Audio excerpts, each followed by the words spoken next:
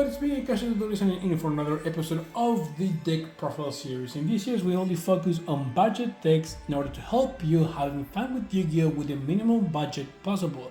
And in this episode, we're gonna have one of my favorite archetypes, the Mikankos, helped by the Kaiju monsters, which is basically one of the most exciting ways to play Mikankos because you can use their full power. So without further ado, guys, let's get into the deck. So with the monsters, we have here two Ohime the Manifested Mikanko. So Ohime the Manifested Mikanko is an amazing ritual card. So I have to break down this to you if you don't know about the Mikanko monsters. Basically, there are two types of Mikanko monsters: the main deck effect monsters and the ritual monsters. What the main deck monsters have is all Mikanko cards, all Mikanko monsters, excuse me, have 0 attack and 0 defense. So you're gonna have some ways in order to think about this straight. When they are in the field, you don't receive battle damage. But when they are equipped with an equipped spell card, your opponent receives all the battle damage, and also your Mikanko monsters cannot be destroyed by battle. So basically, look at it as a level attack 0 Amazonian swordswoman. That's all I can tell you. The ritual monsters, on the other hand, have the effect of not being destroyed by effect nor battle, even though they don't have any equipped spell card. So what Ohime does also is that you have other two abilities. When it is in your hand, you can reveal this card and then search for one Mikanko card from your deck and then put it in your hand. Then you have to discard one card from your hand. Also, when she is in the field, you can target one equipped spell card in your graveyard and then equip it to one monster that it can be equipped to on the field. Then we have one Arahime, the Manifested Mikanko. Arahime is a little bit harder to summon than Ohime because it's a level 9 monster, but there's other ways to cheat it out that summon. But her ability is the thing that matters. When she's on the hand or in the graveyard, and if you have another Mikanko monster in the graveyard, you can equip. You can target one monster and equip Arahime to that monster. At the end of the phase of that turn, you bounce that monster back together with Arahime. It's an amazing card to disrupt your opponent's monsters, and also it's an amazing card to get your monsters back into your hand to get other plays. Then we have Nini, the Mirror Mikanko. Nini is an amazing card. It's just at 1 because you only need 1. Basically, when she is equipped with an equipped spell card, this is a quick effect. You can target one monster your opponent controls, and basically it's not shielded for the rest of the turn. At the end of the turn, you give that monster back to your opponent. Then we have 3 Hade, the Sword of the Mikanko. Hade is an amazing card to have at 3 because this card searches for your Mikanko equipped spell cards.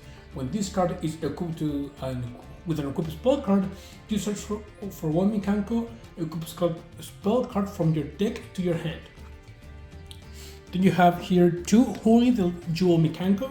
Holy is an amazing card. There's a debate that there's must be 3 on the deck, but I think 2 is more than enough. What this card does is when this card is equipped with an equipped spell card, you can search for one Mikanko trap card and put it in your hand.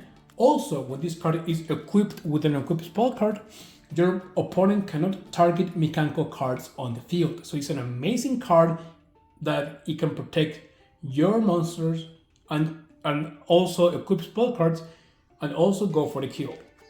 Then we have here 2 Jizukiru and 2 Thunder King Kaijus. So the Kaiju monsters are the ones that are going to be doing the heavy lifting here, because you are going to give these Kaijus to your opponent and then go berserk with your Mikanko monsters and win the duel.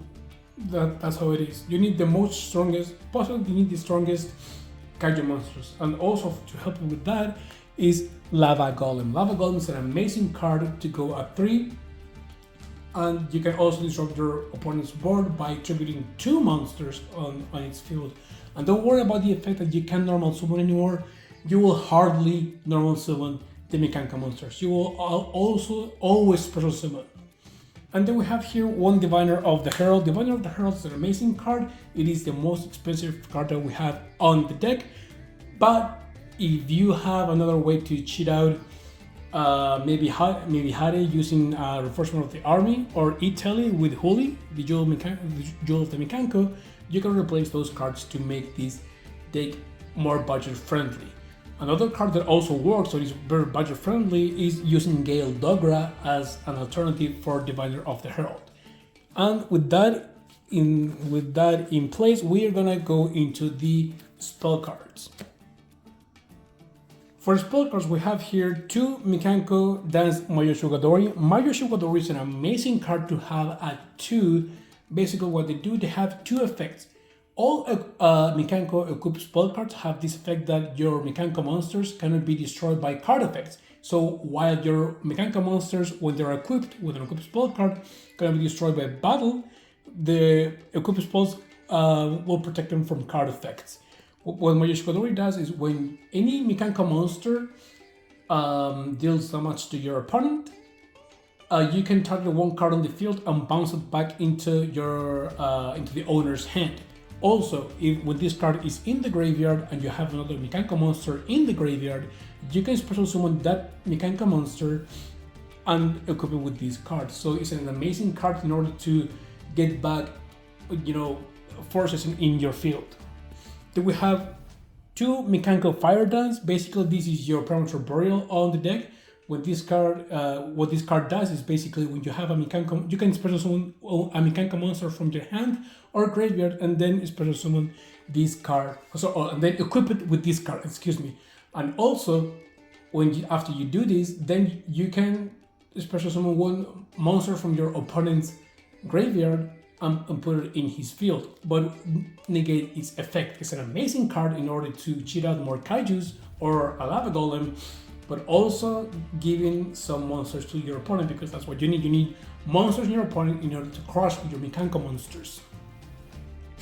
Then we have 1 Mikanko Purification Dance. Mikanko Purification Dance is it's a really cool card. What it does is whenever a monster is special summoned in the field, you can target 2 monsters, one from your field and one from your opponent's field, bounce them back into their owner's hand.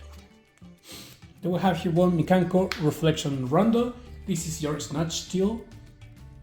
And the deck, what it does is if you have a Mikanko monster in your field, you activate this card and then target one, and then you have to equip it to one of your opponent's monster, Snatch Steal it.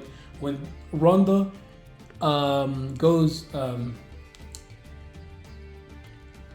when Rondo leaves the field, that monster gets destroyed and sent back to the graveyard, or sent to the graveyard. Then we have here 1 Double-Edged Sword. So this card, trust me, this is 1 turn hit kill. What Double-Edged Sword does is it gives the equipped monster 2000 attack points, and then when the monster is engaged in battle, both players take 2000 battle damage. What happened? You're using Mikanko monsters, so you cannot be dealt battle damage. So what you do is equip this card to one of your Kaijus that you gave to your opponent. It gets 2000 damage. It gets 2000 attack points. You crush with your Mikanko monsters, and your opponent, besides dealing damage from the attack of the Kaiju, it deals 4000 more damage, basically, because it takes 2000 damage from this card and 2000 damage you should have been dealt to you with this card. Amazing 1 turn hit kill. Then we have Metalsilver Armor. This card is a tech card that you will only use with Huli. What Metalsilver Armor does is that your opponent cannot target monsters in the graveyard or in the field that is not the monster equipped with Metalsilver Armor. What happened? When you have this with Huli says that that your opponent cannot target Mikanko cards. So basically your opponent cannot target any cards on the field. Then we have here 1 Interrupted Kaiju Slumber. This card, what it does when it's activated, destroys all monsters on the field, and then you special summon 2 Kaiju monsters, one from your field and one to your opponent's field. What happens is that this card is mainly used to cheat out the Kaiju of the Ash Blossom of your opponent, and then when your opponent uses Ash Blossom with this card, you go for your Mikanko plays. Then we have one Piri Reis Map. Piri Reis Map is a cool card to use to search for Ohime most of the time, but you can search, you can take it for another card. Maybe if you have a third Ohime, you can use a Preparation of Rites. So, talking about Preparation of Rites, we have here 2 Preparation of Rites. Why just 2? Because Ohime is the only neutral monster with level 7 or less. She's level 6. Therefore, because we have only 2 in this budget deck, you will only use 2 Preparation of Rites. If you have a third Ohime, which that would be ideal, you can take this Piri Reis Map and put a third Preparation of Rites. Then we have here 3 Pot of Prosperity. This is an amazing card. You will hardly use your extra deck. The extra deck is just fodder for prosperities in this deck. So you will hardly use the extra deck, as I said. Then we have one Hidden Armory. You will have to sacrifice your normal summon, but like we said again, you will not use your normal summon that often because there's so many ways to special summon the Mikanko monsters. Then we have here one Mikanko Kagura. Mikanko Kagura is a really cool ritual spell, and when it's activated, you can also count as many equipped spell cards you have in your graveyard and then destroy as many cards on your opponent's field. Then deal 1000 damage for every card that you destroy with this effect. So it can burn you and then go for the kill with your Mikanko monsters. And to end the spells, we have here 3 the Great Mikanko Ceremony. The Great Mikanko Ceremony is an amazing card. It has 2 effects that you must use in this deck. Therefore, it's one of the most important cards in the deck. This card, when it's activated, you can special summon any Mikanko monster in your hand regardless of its summoning conditions. So you can actually cheat out the ritual monsters with this card. The caveat is that the monster goes back into your hand at the end of your opponent's end phase. Also, it has a second effect that when this card is in the graveyard, you can banish this card and then search for one Mikanko card from your deck and put it in the graveyard. So it's an amazing card to use with Mikanko Fire Dance, so you can have a Mikanko monster in your graveyard and use Fire Dance, or you can use it with Mayoshiwadori if Mayoshiwadori is also in the graveyard. So it's an amazing cool card, and that is for the spell traps. And now we're going into the traps. For the traps, we have one Mikanko Rivalry. This card is an amazing cool card to help you in a pinch. Basically what it does is target one monster on the field and then look for one equipped spell from your deck and then equip the monster to the field. So you can use this card with Huli. You summon Huli with any equipped spell card that you have. Search this card, set it in your opponent's draw phase, activate this card, and then equip Metalsilver Armor to your Huli. Then we have one Mikanko Spiritwalk. Spiritwalk is an amazing card to use. Basically, when it's activated, you target one monster your opponent controls, and then you equip one Mikanko monster with that monster that was from your opponent. Also, when this card is in the graveyard, you can banish it and then take one Mikanko monster from your banish zone and put it back into your hand. Then we have one Mikanko Promise. This card can also help you in a pinch. What it does is when this card is activated, you can special summon one Mikanko monster from your hand or deck and then equip it with one equip a spell card from your hand or graveyard. So there's a lot of recursion with this deck. So now we're going into the extra deck. For the extra deck, we have 2 Herald of the Arclight. This card is the only card that's going to be useful 100% in your deck. Basically, you cheat out with his effect with Diviner of the Herald. When this card is in the graveyard, you can search for one ritual monster or ritual spell. That's all what it does in this deck. Then we have one other Entityness. This card, when it goes to the graveyard, you can destroy one card on the field.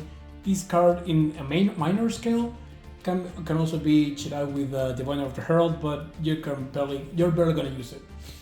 Then we have here one Lina the Light Charmer Lustrous. This card can search for Ohime if you crush to any opponent monster, but again, you're not gonna use it that much because there's so many ways to search for Ohime in this deck. And then these next cards, guys, are just fodder for prosperity, so you can fill these cards with any other extra deck, extra monster that you have in your bulk. We have 2 Dynamondo, which is actually really good ritual support, but we're really gonna use it. Bar on the floor just because it's cool. Artemis because it's cute, whatever. Then we have Nightmare Phoenix and a Unicorn and Phoenix, and then Celine. We have Donner Magician, Pit Knight Early and Pit Knight Philly, and 1 Mecha Crusader Aeromax. Those cards can be replaced with any other cards. The 2 cards that you need are Herald of the Arc Light. That's it. And then any other fodder that you have in your bulk. So that is it, guys. That is the deck of the Mikanko Kaiju in a budget friendly position. So if you want me to give you a better Mikanko Kaiju deck, I will happily do it.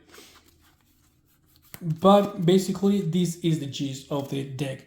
It's an amazing cool deck. I actually defeated a lot of very hard opponents. I actually draw against full power super heavy samurai without even piloting this deck before. So it's pretty heavy in terms of power, and people don't know how to actually go around this deck. So it's a really cool deck, guys. Trust me, you're gonna love this deck. So that is for the episode. This was Mikanko Kaiju in a budget format, and thank you very much, guys, and see you in the next deck profile.